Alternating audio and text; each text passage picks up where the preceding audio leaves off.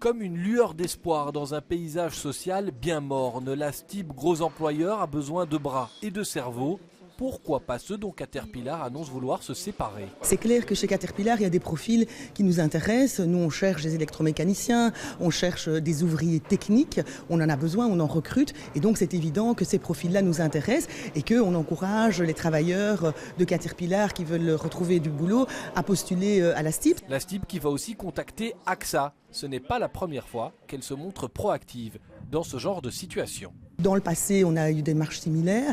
Parfois, les directions sont très réceptives. Parfois, ce n'est pas le cas.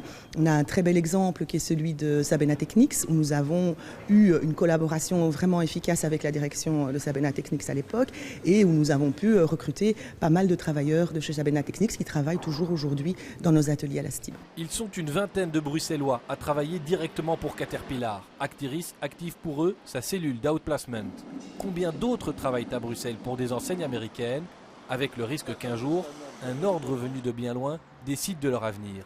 Nous posons la question à la Chambre américaine de commerce. En tout, à Bruxelles même, je crois que les entreprises américaines directement emploient plus ou moins 30 000 personnes, réparties sur plus ou moins 500 entreprises, 500 entités juridiques, donc c'est quand même assez important. Toutefois, il faut tenir compte de la particularité de ces emplois bruxellois, moins menacés que d'autres.